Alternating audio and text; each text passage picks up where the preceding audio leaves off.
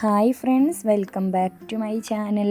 അപ്പോൾ ഇന്ന് ഞാൻ വന്നിട്ടുള്ളത് നല്ല അടിപൊളി ടേസ്റ്റിലൊരു ചിക്കൻ കൊണ്ടാട്ടത്തിൻ്റെ റെസിപ്പി ആയിട്ടാണ് കേട്ടോ. അപ്പോൾ വീഡിയോ സ്കിപ്പ് ചെയ്യാതെ തന്നെ കാണാം. അതുപോലെ തന്നെ നമ്മുടെ ചാനലൊക്കെ ആദ്യമായിട്ട് കാണുന്നവരാണെന്നുണ്ടെങ്കിൽ ഒന്ന് സബ്സ്ക്രൈബ് ചെയ്തിട്ട് സപ്പോർട്ടും കൂടെ ചെയ്യാം. അപ്പോൾ നമ്മുടെ ചിക്കൻ കൊണ്ടാട്ടം തയ്യാറാക്കാൻ വേണ്ടിയിട്ട് ഞാനിവിടെ 1.5 കിലോ ചിക്കനാട്ടോ എടുത്തിട്ടുള്ളത്. ഇനി നമുക്ക് നമ്മുടെ ചിക്കൻ ഒന്ന് മാരിനേറ്റ് ചെയ്ത് വെക്കാം. അതിന് വേണ്ടിയിട്ട് 2 ടേബിൾ സ്പൂൺ മുളക് പൊടി ഇട്ട് കൊടുക്കാം. പിന്നെ 1/2 ടീസ്പൂൺ മഞ്ഞൾപ്പൊടി.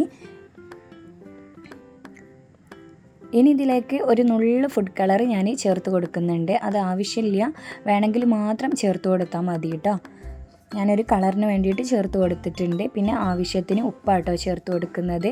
ഉപ്പ് ചേർത്തിട്ട് നല്ല പോലെ തന്നെ മിക്സ് ചെയ്തെടുക്കാം. ഇപ്പോൾ അതാ ഞാൻ നന്നായിട്ട് തന്നെ മിക്സ് ചെയ്തെടുത്തിട്ടുണ്ട്. ഇനി ഇത് അരമണിക്കൂർ റെസ്റ്റ് ചെയ്യാൻ വേണ്ടിയിട്ട് വെക്കാം. അരമണിക്കൂർ ആയതിനു ശേഷം ഇതിലേക്ക് 2 ടേബിൾ സ്പൂൺ കോൺഫ്ലോർ, ഒരു മുട്ട പൊട്ടിച്ചൊഴിക്കുക. എന്നിട്ട് നന്നായിട്ട് തന്നെ മിക്സ് ചെയ്തെടുക്കുക കേട്ടോ. അപ്പോൾ നമുക്ക് റെസ്റ്റ് ചെയ്യാൻ വേണ്ടി വെക്കുമ്പോൾ എത്ര ടൈം വേണമെങ്കിലും വെക്കാവുന്നതാണ്. അപ്പോൾ ഞാനിപ്പോൾ അരമണിക്കൂറായിട്ടോ വെച്ചിട്ടുള്ളത്. ഇനി ഇതൊന്ന് മിക്സ് ചെയ്തെടുത്തതിന് ശേഷം നമുക്ക് ഫ്രൈ ചെയ്തെടുക്കാം. അപ്പോൾ ഞാൻ സ്റ്റൗവിൽ ഓയിൽ ചൂടാവാൻ വേണ്ടിയിട്ട് വെച്ചിട്ടുണ്ട്. നല്ല പോലെ ചൂടായ ഓയിലിലേക്ക് ചിക്കൻ ഓരോന്നായിട്ട് ഇട്ട് കൊടുക്കാം. ചിക്കൻ ഇട്ട് കൊടുക്കുമ്പോൾ ഒരുപാട് ഇട്ട് കൊടുക്കരുത് കേട്ടോ, കുറച്ചെണ്ണമായിട്ട് ഇട്ട് കൊടുക്കുക. അപ്പോൾ പെട്ടെന്ന് തന്നെ ഉൾവശമൊക്കെ വെന്തിട്ട് ഫ്രൈ ആയി കിട്ടും കേട്ടോ. അപ്പോൾ ഞാൻ മീഡിയം ടു ഹൈ ഫ്ലെയിമിൽ ഇട്ടിട്ടാട്ടോ ചിക്കന് ഫ്രൈ ചെയ്തെടുക്കുന്നത്. ഇനി ഇത് നമുക്ക് തിരിച്ചു മറിച്ചൊക്കെ ഇട്ട് നല്ല പോലെ തന്നെ ഫ്രൈ ചെയ്തെടുക്കാം.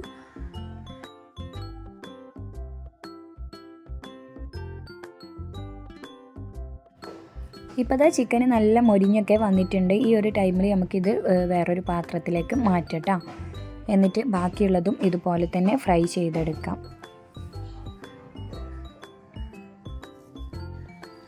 ചിക്കന് ഫ്രൈ ചെയ്ത് കഴിഞ്ഞതിന് ശേഷം സ്റ്റൗവിലൊരു കടായി വെച്ച് കൊടുക്കാം. കടായി നല്ല പോലെ ചൂടായതിനു ശേഷം ഇതിലേക്ക് നമ്മൾ ചിക്കന് ഫ്രൈ ചെയ്ത ബാക്കി ഓയിലുണ്ടല്ലോ, അത് ഒരു 3 ടേബിൾ സ്പൂൺ ഒഴിച്ചു കൊടുക്കട്ടോ. ഇനി ഇതിലേക്ക് ഒരു 10-15 അല്ലി വെളുത്തുള്ളി തൊലി കളഞ്ഞിട്ട് അതും കൂടെ ഇട്ട് കൊടുക്കുക. എന്നിട്ട് നന്നായിട്ടൊന്ന് മൂപ്പിച്ചെടുക്കാം. വെളുത്തുള്ളി നല്ല പോലെ മൂത്ത് വരുമ്പോൾ ഇതിലേക്ക് ഒരു 1/4 കപ്പ് ടൊമാറ്റോ സോസ് ഒഴിച്ചു കൊടുക്കാം. എന്നിട്ടിത് നന്നായിട്ട് തന്നെ വഴറ്റിയെടുക്കാം. ഇത് നല്ല പോലെ വഴറ്റിയെടുത്തതിന് ശേഷം ഇതിലേക്ക് നമ്മൾ ഫ്രൈ ചെയ്ത ചിക്കൻ ഇട്ട് കൊടുക്കാം. ഇനി ഇത് നന്നായിട്ട് തന്നെ ഒന്ന് മിക്സ് ചെയ്തെടുക്കാം കേട്ടോ.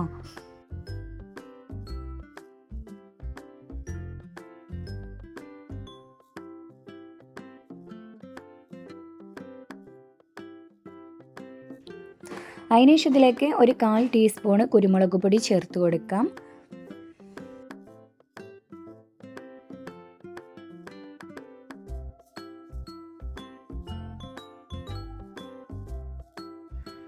ഇനി ഇതിലേക്ക് ഒരു ക്യാപ്സിക്കം കട്ട് ചെയ്തത് ചേർത്ത് കൊടുക്കാം.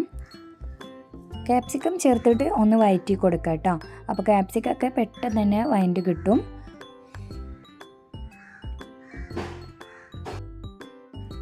അതൊന്ന് വഴറ്റിയെടുത്തതിന് ശേഷം ഇതിലേക്ക് 3 ടേബിൾ സ്പൂൺ ചതച്ച മുളക് ചേർത്ത് കൊടുക്കാം. ചില്ലി ഫ്ലേക്സ് ചേർത്ത് കൊടുക്കുമ്പോൾ എരിവിനനുസരിച്ചിട്ട് ചേർത്ത് കൊടുക്കുക.